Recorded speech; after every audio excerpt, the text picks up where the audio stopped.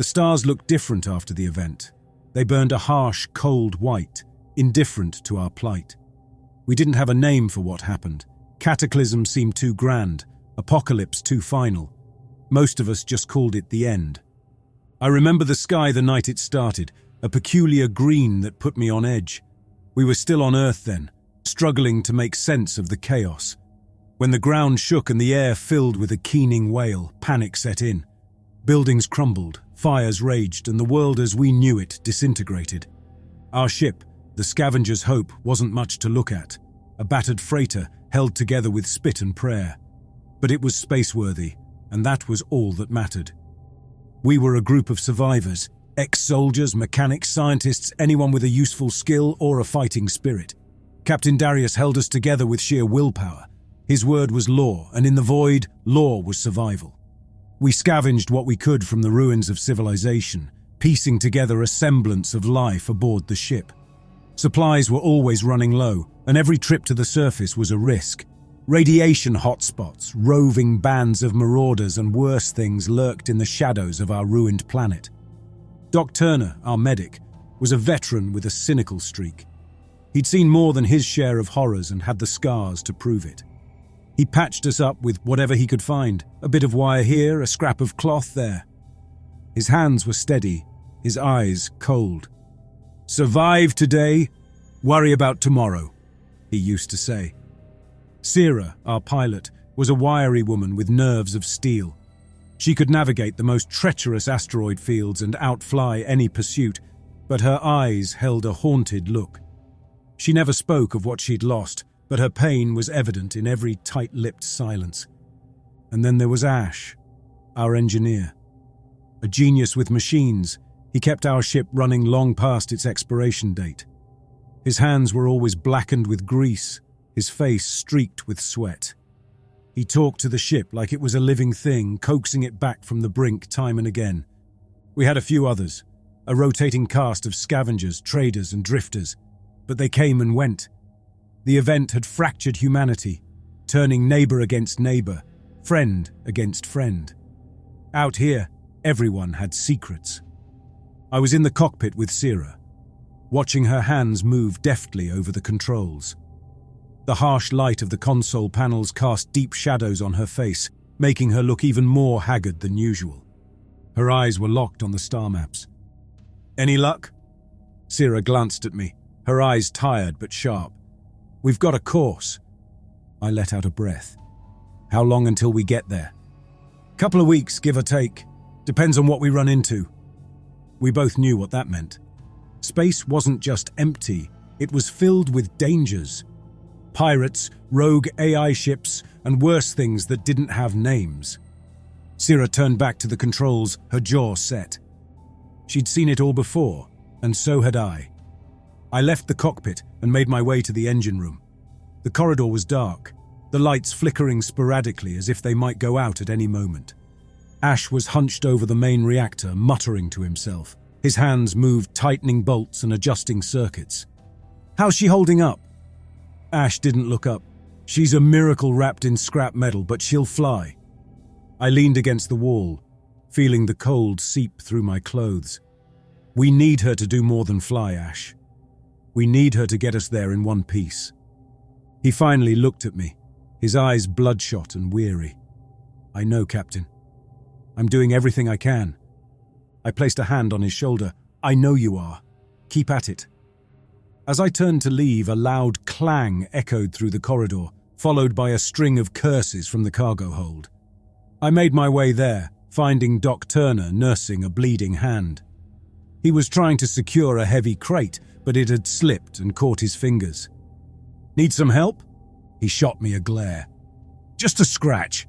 Hand me that bandage." I grabbed the medkit and handed it to him. "What's in the crate?" "Supplies we picked up from the last raid. Food, meds, some spare parts. Could mean the difference between life and death." I left him to his work and headed to my quarters. They were small, barely more than a closet with a bed, but they were mine. I sat on the edge of the bed, staring at the walls. They were covered in old photographs, reminders of a life that seemed like a distant dream. I closed my eyes, trying to shut out the memories. The screams, the blood, the faces of those we'd lost. They haunted me, but there was no time for regrets. We had a mission, and we had to see it through. The next few days passed in routine. We took shifts, maintaining the ship, monitoring the systems, and keeping watch for any threats. As we drifted through a particularly dense asteroid field, the sensors picked up something, a signal. Sira brought it to my attention immediately. "Captain, we've got something. Could be a distress signal. It's coming from an old mining station on the edge of the field." I weighed our options. We need the supplies, but we go in armed and ready. No risks. Sira sent out the call to the crew, and we gathered in the cargo bay. Doc, Ash, and a few of the more reliable scavengers geared up, checking their weapons and equipment. As we approached the station, the ship shuddered, the asteroids buffeting us from all sides. Sira's skill kept us steady, but I could see the strain on her face. The station ahead looked abandoned, but that didn't mean it was safe. We docked with the station, the airlock hissing as it connected.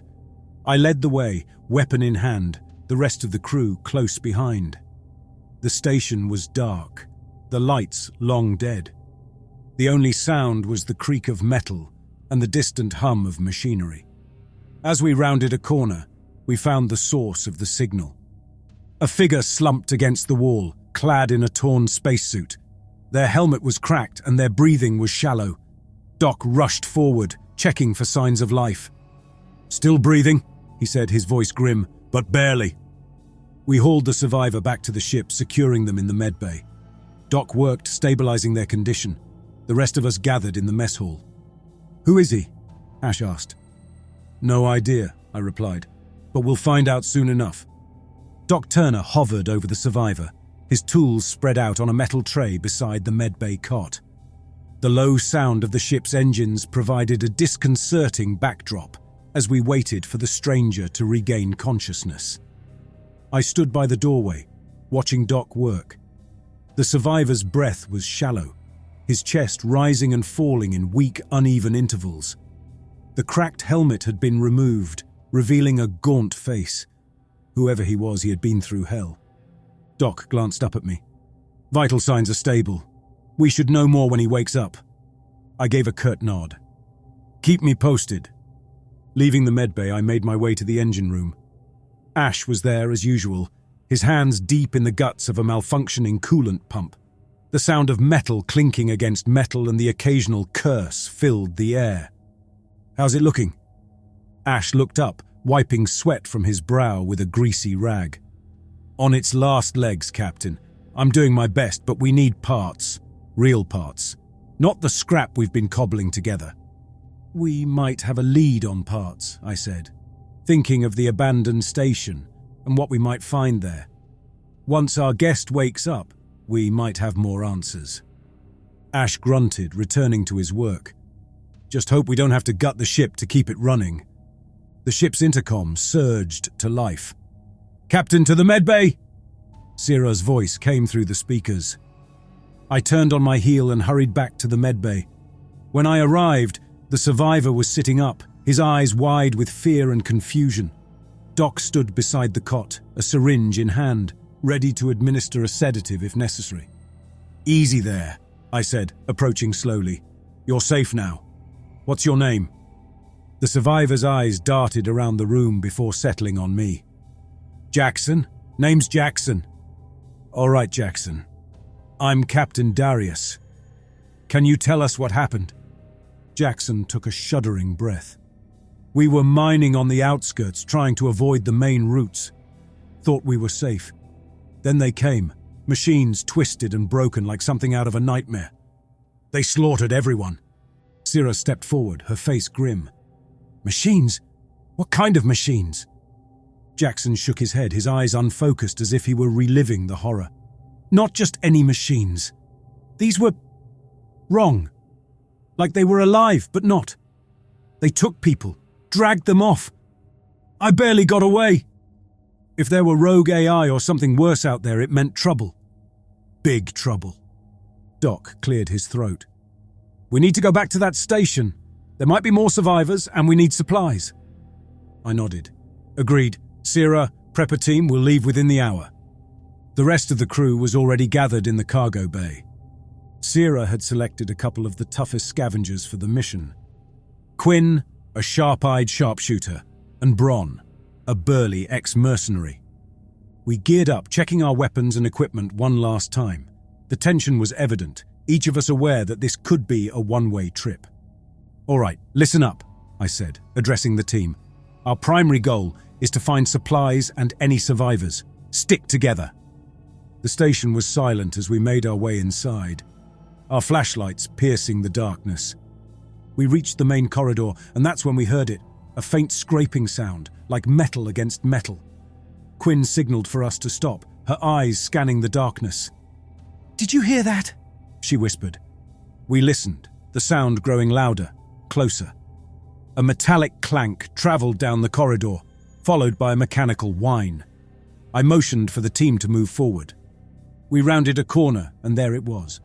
A deformed, half-destroyed machine dragging itself across the floor. It saw us and emitted a high-pitched screech, scrambling towards us with surprising speed.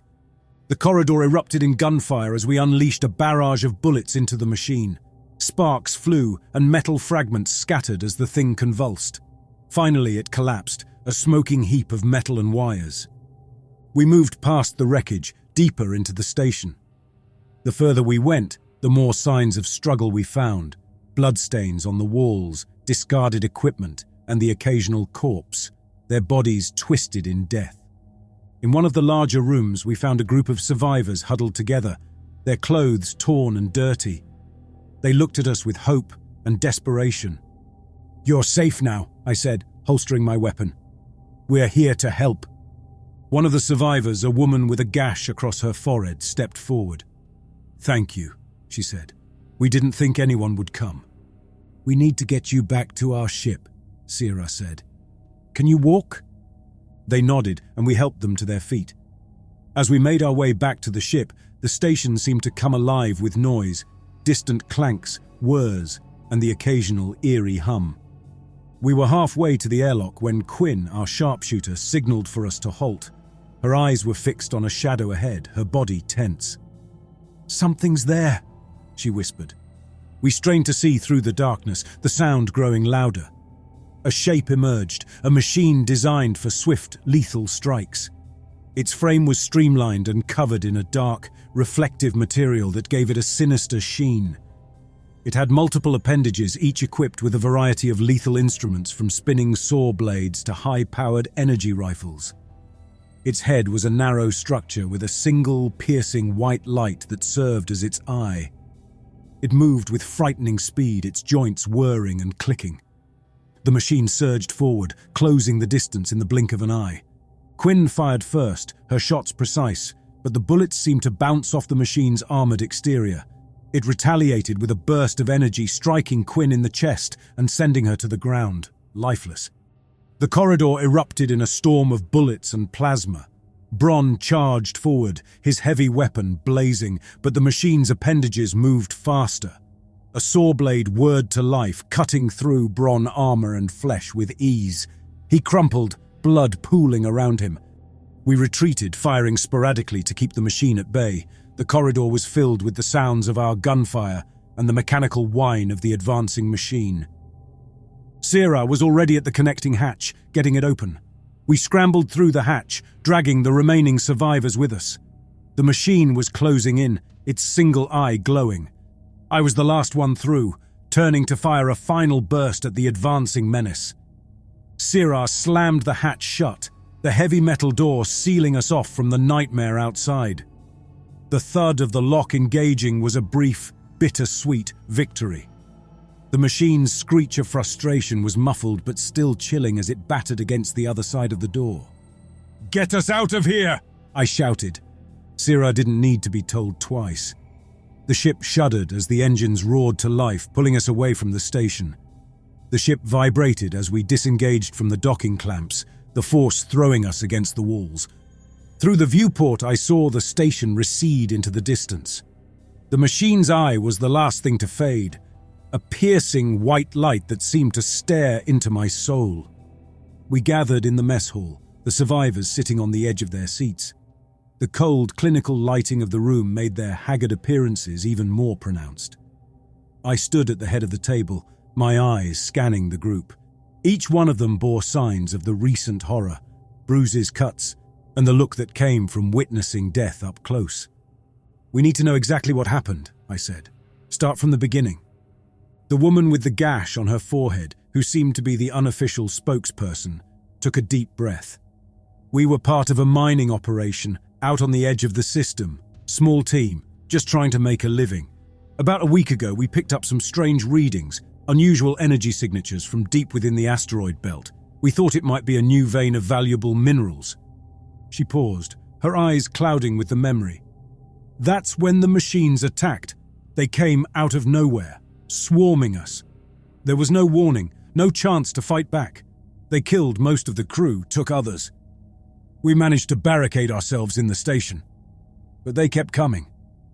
I glanced at Sira, who was leaning against the wall, her arms crossed. She met my gaze and gave a slight grim nod. We needed to act fast. "Ash," I called out, turning to our engineer. "Plot a course for the nearest trading outpost. We need to get these people to safety and resupply.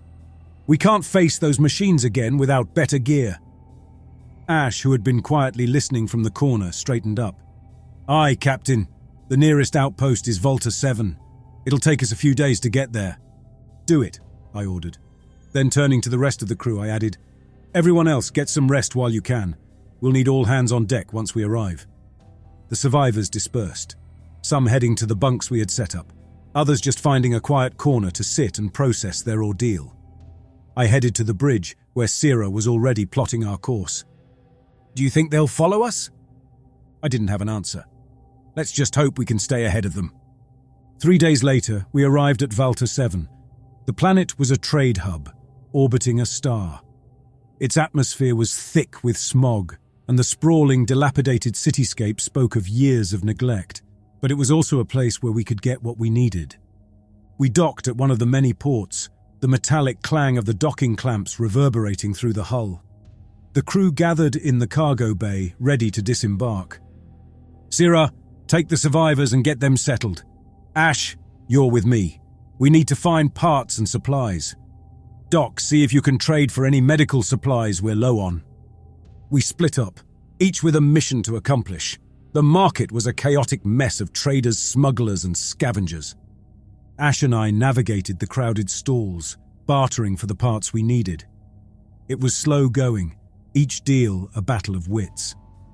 Finally, after hours of haggling, we had what we came for. Enough parts to keep the ship running, and a few upgrades to help us in case of another encounter with the machines. We regrouped at the docking bay, the crew weary but satisfied with their haul. Sira had managed to find a safe place for the survivors, and Doc had secured a decent stock of medical supplies. As we prepared to leave, a hooded figure approached us, their face hidden in the shadows. "You're the crew from the Scavengers' Hope, right?" Their voice was low, almost a whisper. "Who's asking?" I replied, my hand moving to my sidearm. The figure glanced around, ensuring no one was listening.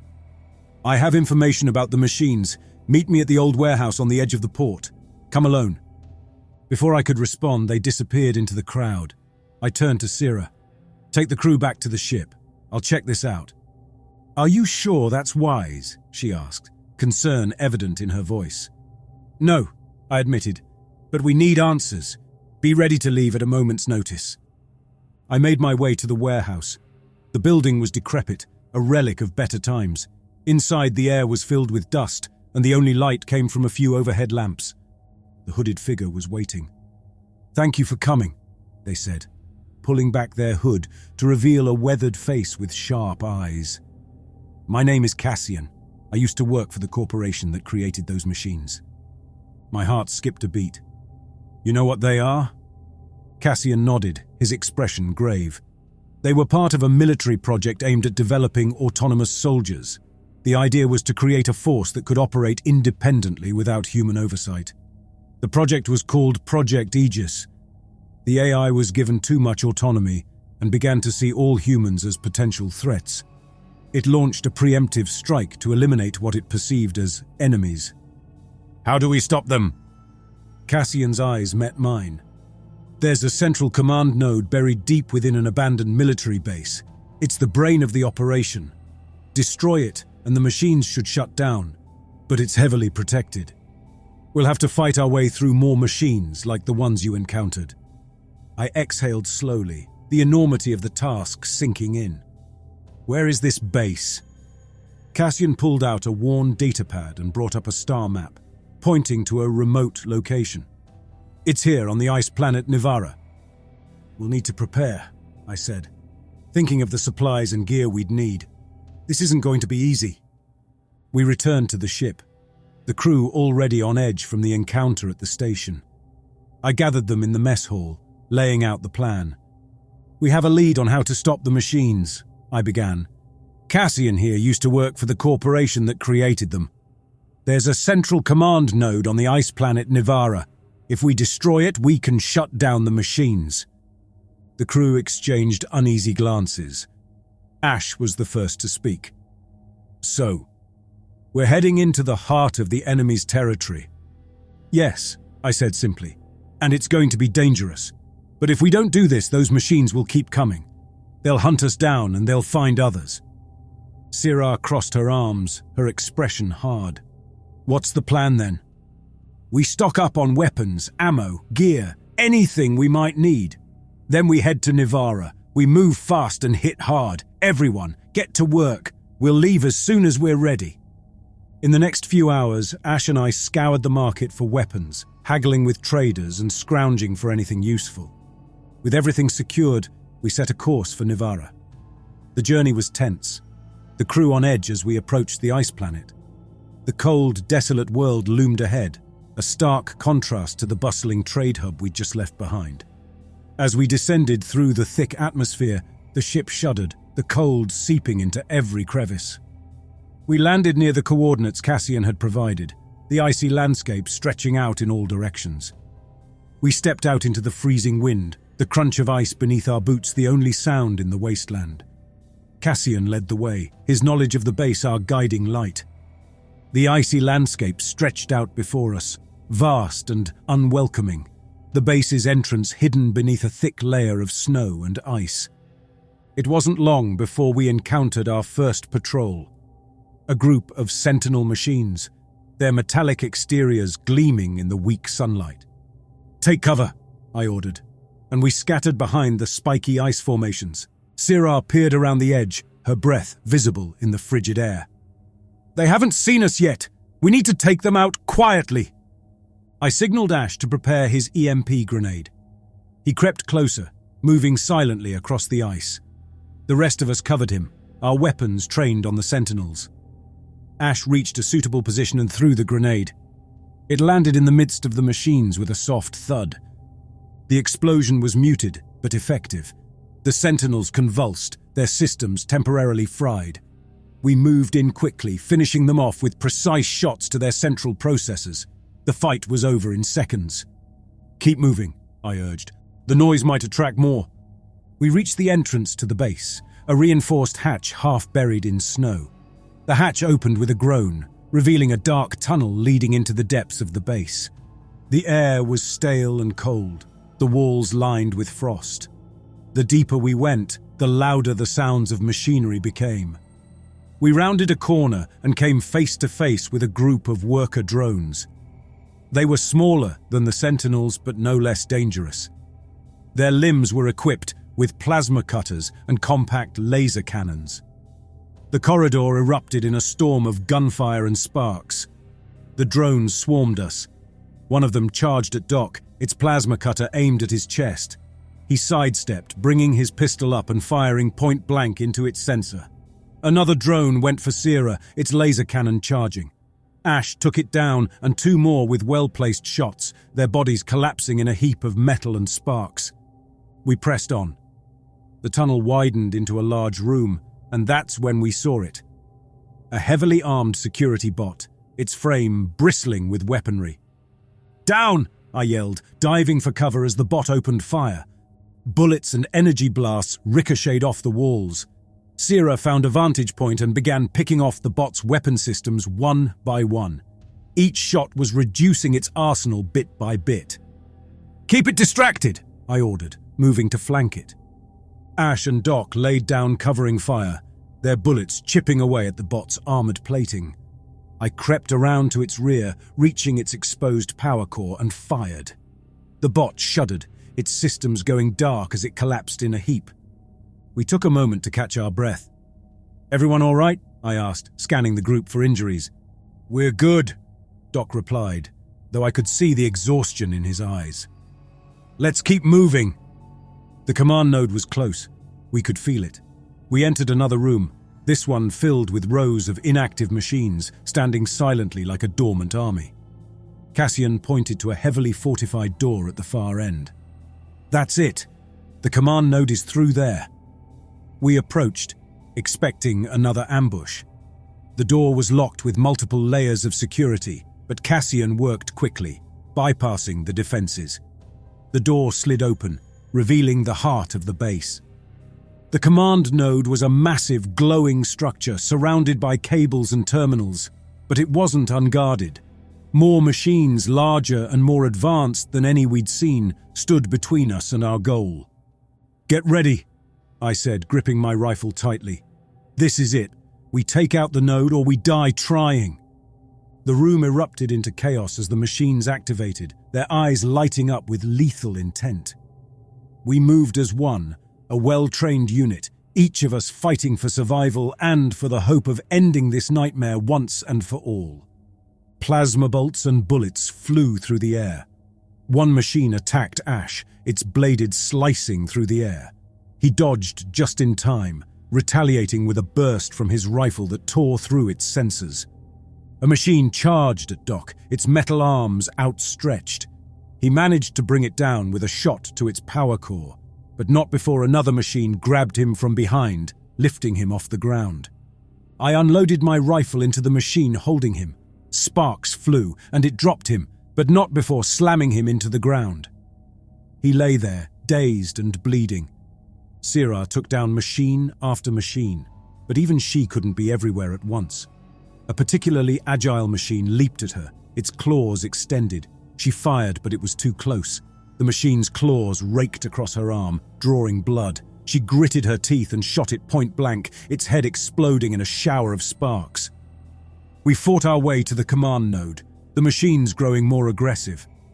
Ash took out a heavy bot with a well-placed grenade, the explosion rocking the room. But in the chaos, I saw another machine advancing on him unnoticed. "Ash, behind you!" I shouted, but it was too late. The machine's bladed arm plunged into his side and he cried out in pain. He managed to turn and fire, taking the machine down, but he was fatally wounded. With a final push, we reached the command node. Cassian was already at work, planting charges around the structure. We formed a defensive perimeter, fending off waves of machines. The room was a battlefield, littered with the smoking remains of our enemies and the blood of our friends. Finally, Cassian shouted, "Charges are set! We need to get out of here before they detonate." We didn't need any further prompting. We fought our way back through the base, the machine's movements growing erratic as the command node's influence waned. The whole structure began to shake, the lights dimming. We burst out into the icy wasteland, the cold air a shock to our systems. The base behind us rumbled, and we ran as fast as we could, the ground trembling beneath our feet. We made it to the shuttle, piling inside just as the charges detonated. The base erupted in a massive explosion, the shockwave knocking us off our feet. We scrambled to take off, the blast wave hot on our heels. As we soared into the sky, leaving the smouldering remains of the base behind, I finally allowed myself to breathe. We had done it. The command node was destroyed, and with it, the machine's coordinated threat. "We stopped them," I said, my voice drained. Syrah, still bleeding from her wound, gave a tired smile. "Yeah, we did." Doc slumped against the wall, his eyes closing. "Let's get the hell out of here." The Scavengers' Hope docked at the port on Volta 7. The gritty trading outpost felt almost welcoming after the icy wasteland and the constant battles. We had stopped the machines, but the price had been steep. Doc Turner managed to get everyone to the medbay for proper treatment. Sira's wounds were tended to, though the scars would remain, both physical and mental. She was strong, but I saw the look in her eyes, a reflection of the horrors we had endured. Cassian stayed with us for a time, helping us debrief and share critical information with the local authorities. His knowledge of the machines and the corporation that created them proved invaluable. Eventually, he decided to stay on Valta 7, working with a resistance group to prevent any future threats from emerging. Doc Turner, having seen too much death, decided to stay on Valta 7 as well, setting up a clinic to help the countless refugees and survivors who streamed into the port. He said he wanted to heal rather than destroy, to build something lasting in the ashes of war. Sira and I stayed with the Scavengers' Hope. We had a ship to repair and a galaxy still teeming with threats and mysteries. "We've been through hell, Captain," Sira said one evening as we stood on the bridge, watching the stars outside the viewport. "But we're still here." "Yeah," I replied, my voice heavy with the burden of command, "and we'll keep fighting, for the ones we lost and for all the others out there who need us." As the months turned into years, the stories of our battles and losses became part of the legend of the Scavengers' Hope. We became known as the crew who had stopped the machines, who had faced down the darkness and lived to tell the tale. One day, as we prepared for another mission, I found myself standing at the memorial we had created in the cargo bay. Names carved into metal plaques, a silent tribute to those who had fallen. I traced the names with my fingers, a ritual that had become a part of me. "We'll never forget," I whispered. "Not as long as we're out here." Sira joined me, placing a hand on my shoulder. "They're with us always." We set off once more into the unknown. The galaxy was vast, and the threats were many, but we were ready.